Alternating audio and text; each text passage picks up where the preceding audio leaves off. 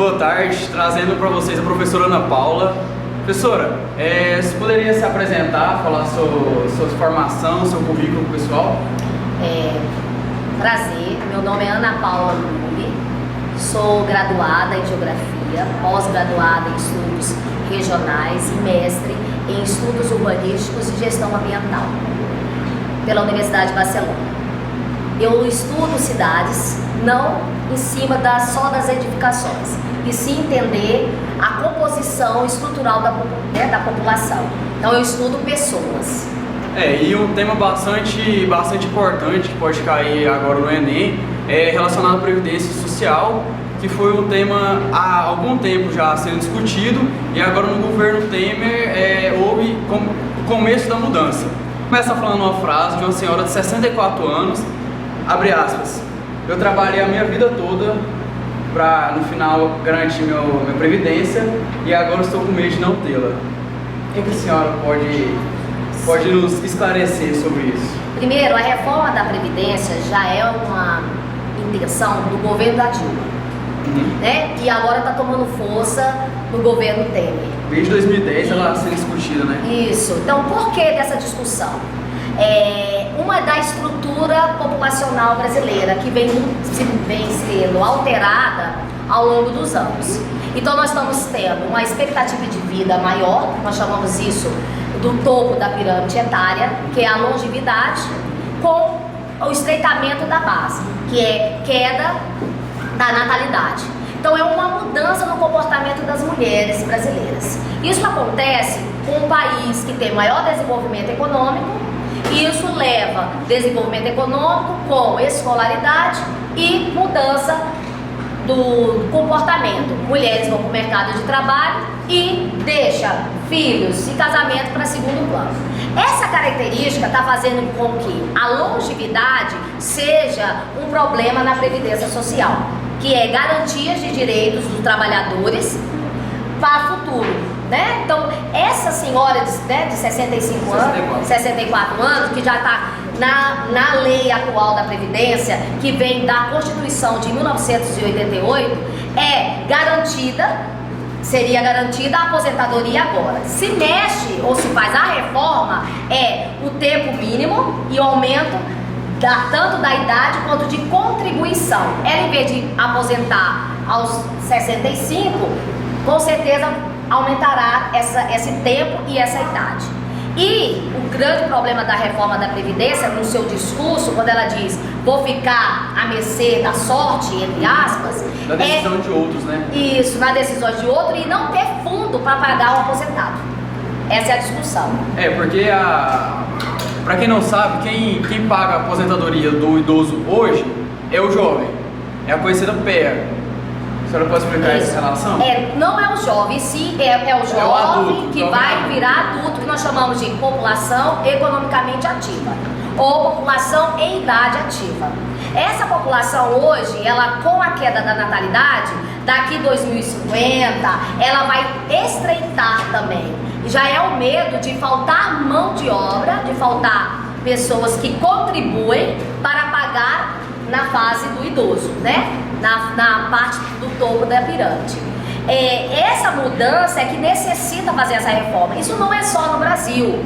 Isso também vem ocorrendo nos países da Europa, tá? Nos Estados Unidos, os países mais desenvolvidos. O que está em discussão é como será essa reforma da Previdência. Ela é útil, ela é importante, deverá fazer? Concordo com a professora. Eu concordo que deverá fazer. O que tem que estar em discussão com toda a sociedade civil, vocês jovens, ainda que não está no mercado de trabalho, você que ainda está no mercado de trabalho, daqui 30 anos, 20 anos vão aposentar, tem que estar aberto a essa discussão. Porque não é só vir de cima para baixo, deverá fazer uma reforma da Previdência. Como será essa reforma? Quem vai sair beneficiado ou não? Que tipo de benefício pode ser retirado? Será que esse rombo todo que estão dizendo da Previdência é verdade? Então são discussões, indagações que tem que sair em discussão. Mas isso é claro, aumentar o tempo de contribuição. Uma das questões que eles falam o gênero entre mulheres e homens, não vão ter essa diferença. Então são várias discussões que estão em jogo. Em alguns dados revela que em 2016 há mais de 22 milhões de brasileiros acima de 60 anos. Em 2030 esse número aumentará para 41 milhões. Em 2060, 1 a cada 3 brasileiros terá mais de 60 anos. Então essa relação de quem pagará a conta, eu acho que deve ser mais fundo. Por que há essa conta? Se é realmente pelo envelhecimento ou se é algo por trás disso? Esse algo por trás será que é a má gestão? Quando eu falo gestão, como que está a política dessa reforma, dessa previdência social? Quem está saindo beneficiado, né, do tempo desde a ditadura militar? Depois tem essa reforma de 1988 com a redemocratização do Brasil.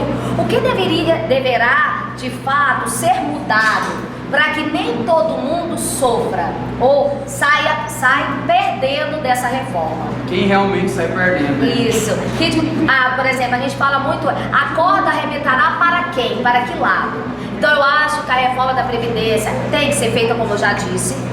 Agora, como ela deverá ser feita é que está em jogo, em discussão. E o modo também sem colocar os pés pelas mãos. Pelo fato de já estava havendo essa discussão há quase 6 anos, com especialistas no governo do governo Dilma, estava havendo essa discussão e um ato talvez autoritário desse novo governo, ela acabou sendo feita assim como a gente pode colocar o novo ensino médio. E uma coisa que eu gosto então de citar, a reforma da Previdência, ela está relacionada à mudança estrutural, demográfica e econômica de um país.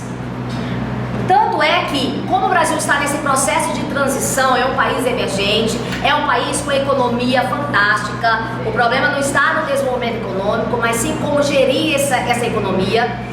Leva todos esses fatores uma mudança não só na Previdência, como também uma mudança na reforma educacional que está sendo proposta, que vai ter que ser discutida.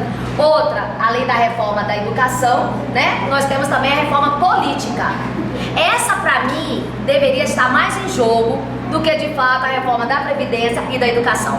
Um país ser uma reforma política ainda nos moldes, uma política nos moldes dos anos 30, né, da era Vargas, e aí temos ainda algumas mudanças, mas muito pouco, com a estrutura populacional do século XXI, não podemos mais ser reinada e ser seguida por um regime político arcaico ultrapassado. Eu acho que deveríamos estar em jogo a reforma política e assim continuamente, né, a reforma da Previdência e a reforma da educação, mas sempre através de uma democracia, através de uma abertura.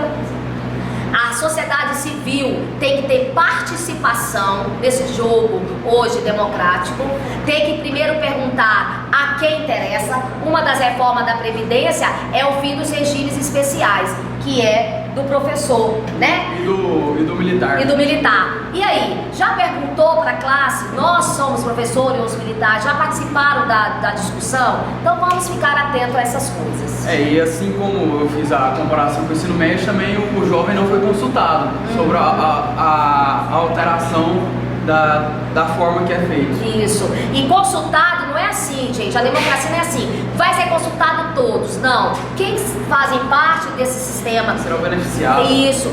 Aonde que nós podemos também nos comunicarmos ou pedir para querer fazer parte.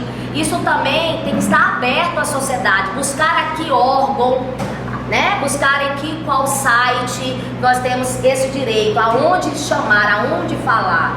Isso também está começando no Brasil, tá? Com as ouvidorias, com a responsabilidade fiscal e com a participação do cidadão. Eu acho que a participação do cidadão e da sociedade civil é importante para uma redemocracia no Brasil. Professora, um fato dessa nova reforma,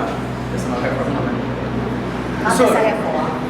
É uma nova reforma, já teve uma reforma. É a continuação de reformas que as reformas elas vão acontecendo de acordo com a transição econômica, social do Brasil. A reforma primeira do século XIX, depois da independência, e ela vem sendo alterada de acordo com essas mudanças. Essa é uma nova reforma dos tempos atuais. Uma das reformas é o tempo de contribuição, e o tempo de idade. E agora vai ter a igualdade entre o tempo de serviço, entre o tempo de contribuição do homem e a mulher. O que é muito cobrado pelo ponto de vista masculino, não só esse, mas um dos pontos, devido à pressão feminina por igualdade, também se cobra do lado masculino, talvez um discurso machista, mas se cobra do lado masculino esses pontos de igualdade. Nós mulheres que já estamos no mercado há anos, né, mercado de trabalho, competindo em igualdade com os homens, temos um problema. Essa igualdade ela não chega principalmente quanto ao salário. Para nós falarmos então de contribuição entre gênero, fim da diferença de gênero na contribuição, temos que primeiro melhorar os direitos dessa mulher no mercado de trabalho.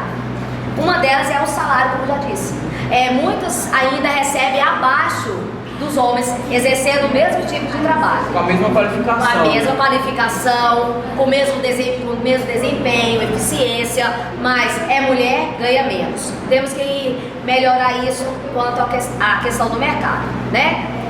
E outra questão também é que vocês sabem que a mulher ela não tem só a jornada de trabalho, a primeira jornada que é o trabalho em si, ela tem terceira jornada. Então ela vai para casa e ela tem o serviço. Cuida das crianças, cuida da casa, cuida do marido. Apesar que eu vejo também uma evolução da categoria do gênero masculino. O homem hoje, muitos homens também hoje são pais, são companheiros. Eles também ajudam nos afazeres da casa, mas ainda é um peso para a mulher. Então, como que vai ficar essa questão de homens e mulheres contribuindo ao mesmo tempo e sem diferença de idade? Então, acho que isso é uma discussão, né? Tem várias pessoas que opinam de forma diferente da minha, então precisa ser discutida, manifestar, né? Que apresenta manifestações positivas e negativas e propostas. Só manifestar sem propostas não resolve. Só ficar com blá blá blá sem algo construtivo, algo que vá realmente influenciar lá em cima, não adianta também ficar só chorando. Na própria reforma, né? Mas toda reforma, gente, vai pesar para um lado. Sempre alguém vai perder. O que nós temos que discutir dentro da reforma, não só previdenciária, mas de todas as reformas, vai pesar, mas é um bem comum. Não podemos mais fazer com que o Brasil continue seguindo apenas olhando para o nosso umbigo, olhando só para si, e sim para o contexto global, para o contexto amplo da sociedade. Eu vou perder hoje para amanhã todos ganharem. Essa é a forma que eu penso. Bom, muito obrigada, tá bom? Eu agradeço. Então esse foi o vídeo com a professora Ana Paula Lully. Muito obrigado pela participação, por ceder um pouco do seu espaço, do seu tempo para falar um pouco desse assunto com o pessoal. Muito obrigado por vocês que estão assistindo, acompanhando. Valeu, gente, pela atenção. Muito obrigado para vocês. Obrigado. Eu que agradeço.